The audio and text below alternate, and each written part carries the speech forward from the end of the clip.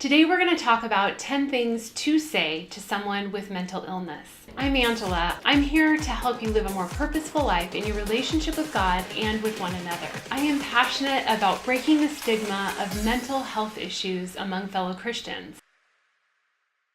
When we don't know what to say, we either do one of two things: say nothing or say something really inappropriate.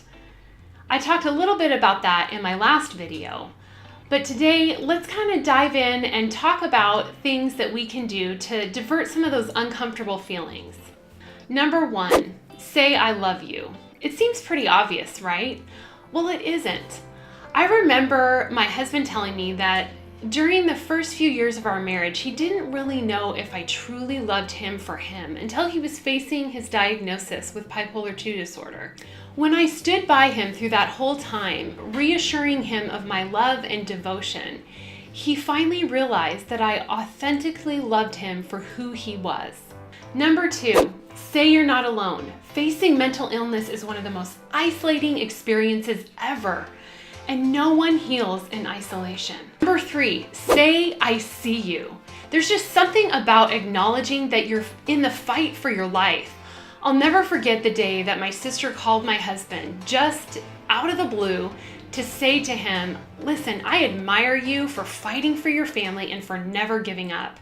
His face said it all. We all long to be seen and understood for everything that we're going through. Number four, say that you're valuable. All of us can struggle with that idea that we have that value just because we're a child of God. But it's even more profound for someone fighting mental illness. This is something that is just difficult for them to internalize. And if we can be that person on the outside speaking truth and life to them, it really means the world. They need to hear from someone else that they have value and inherent worth, and really someone to speak to their great talents and gifts. Number five, say I'm listening. I'm the type of person that really likes to get things done. I tend to give advice more than I listen. And I remember the year that my daughter had her ADD diagnosis, and it was then that I realized I need to shut up. I really need to be a better listener if I want any kind of credibility with my daughter, and it has paid off big time. Number six, say I'm praying for you. Now remember, this isn't I'm praying you'll get off all your medications. It's just I'm praying for you to have strength and courage and the ability to persevere. And I'm praying that you'll have hope. Number seven, say what do you need?